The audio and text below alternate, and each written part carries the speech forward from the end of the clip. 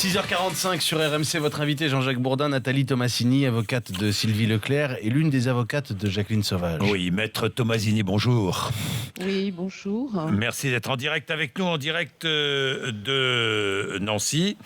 Maître Tomasini, aujourd'hui, à partir d'aujourd'hui, est jugée Sylvie Leclerc, 54 ans, un soir de mai 2012, dans la banlieue de Nancy.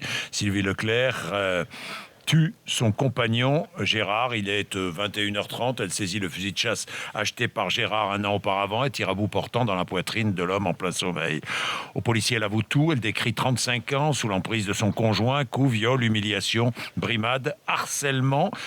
Elle était sans cesse rabaissée, menacée, dit sa sœur Corinne. L'avocat de la famille de la victime, Gérard, dénonce une construction a posteriori de la part d'une femme malade. Il n'y a aucun élément qui permet de dire qu'il y avait un tyran domestique.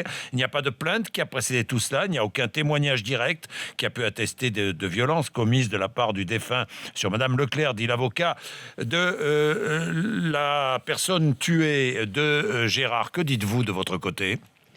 Alors, je dis que c'est inexact. Il y a différents éléments au dossier qui démontrent et qui illustrent une fois de plus la lente descente aux enfers de ces femmes sous emprise. Vous avez tout d'abord un dossier médical extrêmement fourni en témoignages de médecins qui notent une emprise très forte de cet homme dominateur et violent.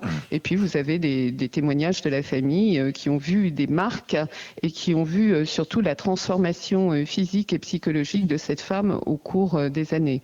Vous ne plaiderez pas la légitime défense ? Non, nous ne plaiderons pas la légitime défense. Pourquoi ? Pour la bonne et simple raison qu'il n'y a pas eu d'acte d'agression avant le passage à l'acte. Oui.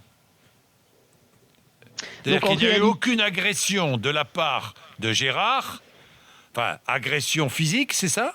C'est ça, exactement. Il n'y a pas eu d'agression physique juste avant le passage à l'acte.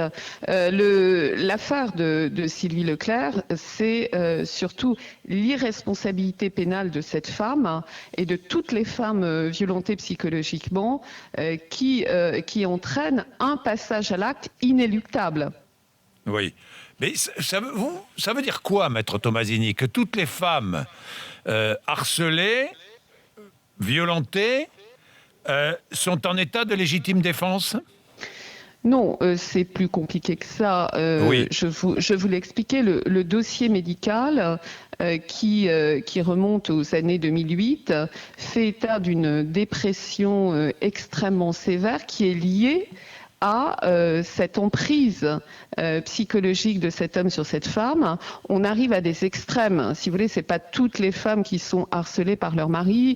C'est vraiment des cas où il y a une pathologie qui peut être caractérisée par des médecins, par des professionnels. Et cette notion d'emprise que nous n'avions pas dans le dossier de Jacqueline Sauvage, elle est mentionnée à chaque phrase du rapport d'expertise psychologique. Il faut savoir que dans ce dossier, nous avons retenu dans les deux rapports psychiatriques la notion d'altération du discernement.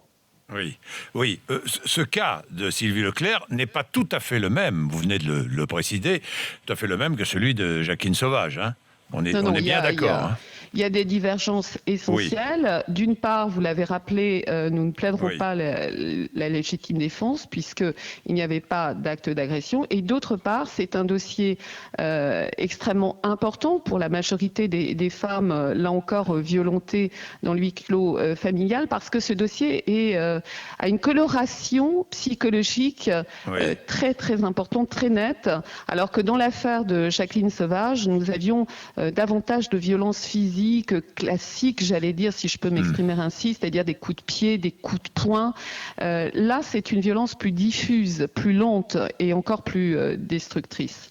Oui, Sylvie Leclerc et Jacqueline Sauvage ont rencontré leurs compagnons très jeunes. Donc il y a notion d'emprise totale, de domination, d'enfermement, de perte d'autonomie, à la fois familiale, sociale, financière et affective aussi, hein, maître Tomasini.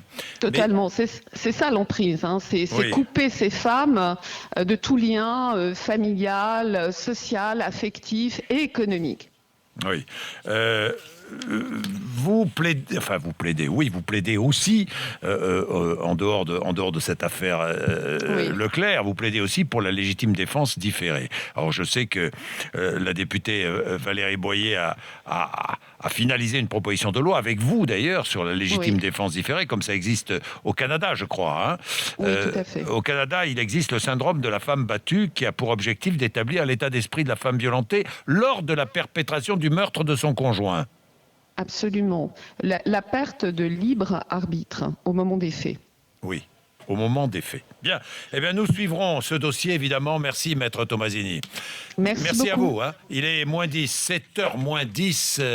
Ça va durer le procès jusqu'à jeudi. Il est 7h moins 10. Vous êtes sur RMC.